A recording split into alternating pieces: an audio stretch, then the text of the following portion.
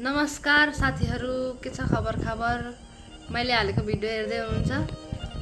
भुन्टी भाग कस्तो लाग्दैछ हजुरहरूलाई? अब भुन्टीका सबै परिवार मिलेर पुलिस थाना जान्छन्। पुलिस थाना गएर त्यो भूपेन्द्रलाई चाहिँ जेल हाल्ने व्यवस्था मिलाउँछन्। त्यो जेल हाल्नलाई त्यो विभिन्न प्रोसेसहरू गरेर त्यो भूपेन्द्रलाई जसरी भए पनि अब जेल हाल्नेछन्। यही छ मेरो आशा। भुन्टीले जसरी भए पनि न्याय पाउनै पर्छ। अब भुन्टीले न्याय पाउने दिन नजिकै आउँदैछन्, छिट्टै चाँडै छ। अब भुन्टीले धेरै दुःख पाइसकिन्। अब भुन्टीले न्याय पाउँछिन्। न्याय पाउने दिन नजिकै छन्।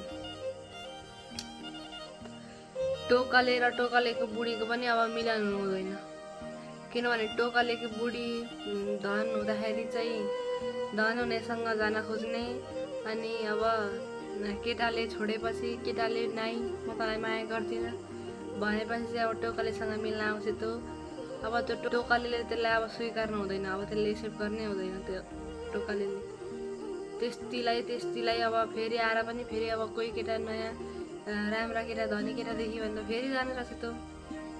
त्यही भएर अब टोकले त्यसलाई स्वीकार गर्नु हुँदैन।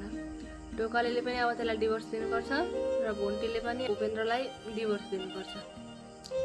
त्यस्ता मान्छेसँग बसेर उनीहरूको जिन्दगी बर्बाद हुनु पनि छैन। राम्रो मान्छेलाई जहिले पनि कसैले पनि चिन्नै सक्दैन। राम्रो मान्छेलाई भगवानले पनि ठग्छन्।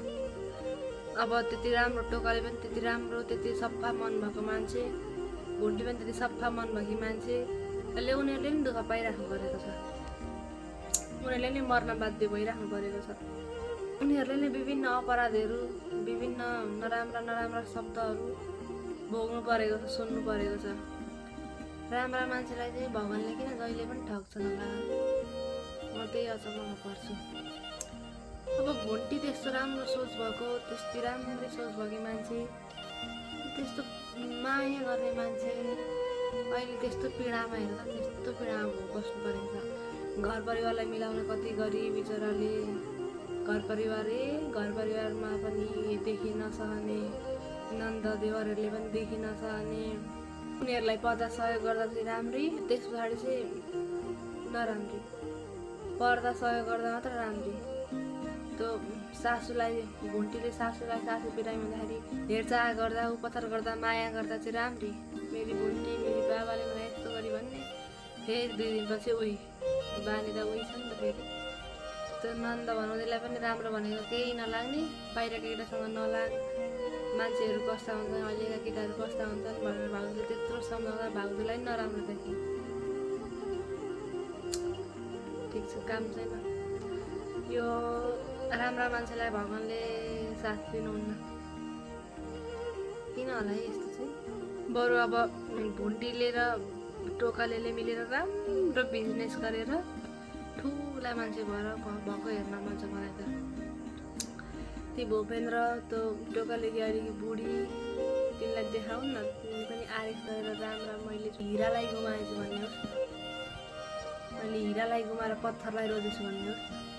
त्यो भूपेन्द्रको जीवनमा अहिले कि नयाँ केटी आयो भने नि त्यसको जीवन खरानी हुन्छ, खरानी। भुन्टीले गर्दा आजसम्म त्यति माथि पुगेको थियो, अब भुन्टीलाई हटाएपछि त्यसको जीवन खरानी हुन्छ। अब त्यति भइसकेपछि पनि त्यो भूपेन्द्र र भुन्टीको मिलन चाहिँ नहोस् भन्छु म चाहिँ। त्यो भूपेन्द्रले अब बाहिरै दुनियाँ देखिसक्यो, बाहिरैसँग अब सबै थोक भइसक्यो भनेपछि त अब त्यो भुन्टीसँग जीवन नबितोस् त्यसको। अब भुन्टी फेरि त्यसको नहोस्। अब डिभोर्सै हुनुपर्छ। भुन्टीले नै डिभोर्स मागेर डिभोर्सै हुनुपर्छ। म चाहिँ भुन्टी र भूपेन्द्रसँगै हुन् भन्न चाहन्न। भुन्टी र भूपेन्द्र पनि सँगै नहुन्, टोकले र टोकलेकी बुढी पनि सँगै नहुन्।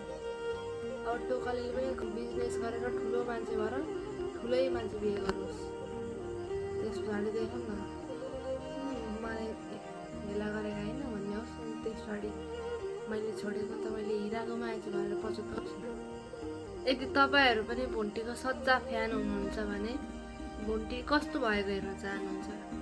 म चाहिँ अब भूपेन्द्र र भुन्टीको मिलन नहोस् भन्न चाहन्छु। तपाईँहरूलाई के लाग्छ? भुन्टी र भूपेन्द्र फेरि मिलेको हेर्न चाहनुहुन्छ कि टोकले र टोकलेको बुढी पनि फेरि मिलेको हेर्न चाहनुहुन्छ कि अब कहिले नमिलोस् भन्न चाहनुहुन्छ? कमेन्ट गर्न नबिर्सनु होला।